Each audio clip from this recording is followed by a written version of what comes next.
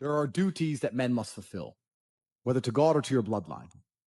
But this is a genuine honest. I'll say this now. Of those 150,000 people, I guarantee even their fucking living relatives, their living parents aren't even proud of them. Like, the fuck? Your own father's ashamed of you. And you don't even feel fucking motivated to do shit. Chad, y'all think that's true? It's a fucking shame. If you were to go and look your father in the eye and said, you know what? I could have been a UFC champion. I could have been a multimillionaire. I could have been a race car driver. I could have been a fucking nuclear physicist. Could have done all these things, but I was busy on Pornhub. You think he's gonna be proud of you? Fuck no. Fuck no. And there's men here who will deny it, right? There's men who will go, no, no, no, no. But those are the ones who are most lost.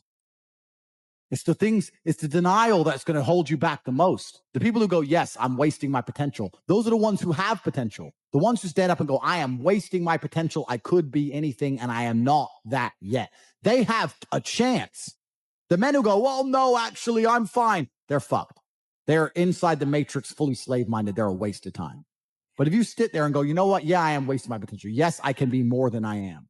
Even if I'm already great, I can be better. As good as I am, I still push myself to the limit every single fucking day. I have every single thing a man could possibly want. I'm still pushing myself. This is your prerogative as a man, but you need to be instilled with a sense of duty to your bloodline. You must want it. You need to want it deep inside your soul. I can't die as anything less than emperor. It's my destiny. If I was depressed, it's impossible. If I was depressed, my life would be, and the day-to-day activities would be exactly the same as if I was ecstatically happy. You wouldn't be able to see a difference. I'd be up at the same time. I'd be in the gym the same. I'd be doing the same shit. Those are my duties my duties to God. How I feel has nothing to do with it. Completely unrelated. How I feel is unrelated to my duties to God. They don't change based on how I feel. They're the same. And they will be completed because I refuse to fail God or my bloodline. I'm telling you, there's how many people in this stream? 188,000, 168,000, whatever. You could take 150,000 of these people and travel back in time and stand them in front of their ancestors.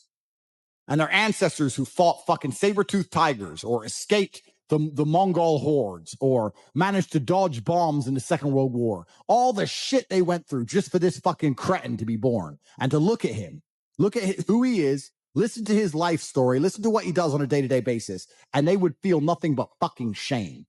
Your ancestors did all that shit, all that struggling to survive, hunting and gathering, fucking avoiding enemies, anything it took, dying at age 30 from a tooth infection, all the crap they went through just for you to be born so you could smoke weed and jack off.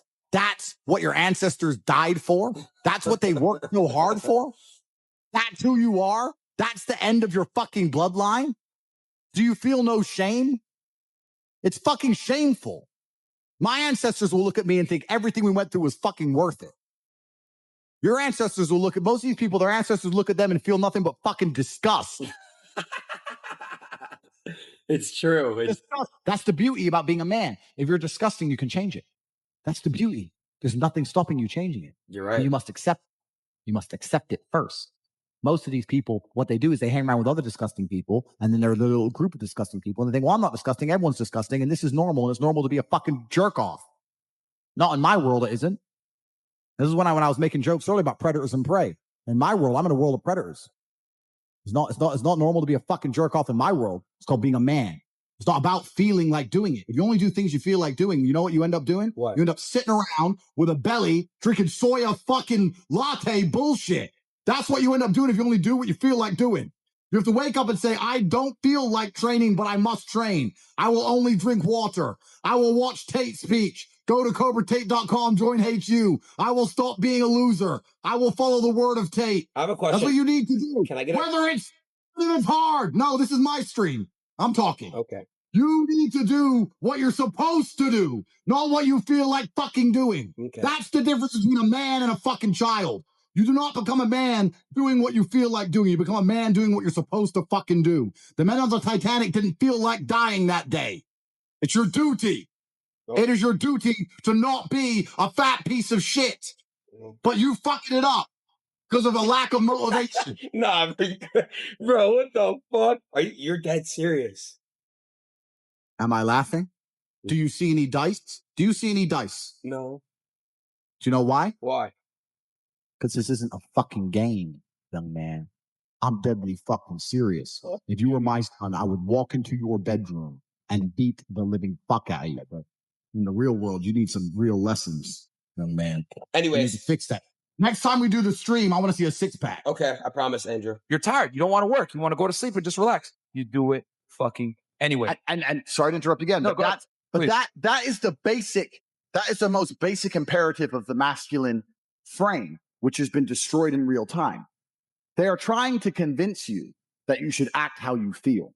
You should show more of your feelings. If you feel this way, you should show it. If you want to cry, cry. Look, I have no problem with guys crying. Sometimes guys cry, right? My dad died, I cried.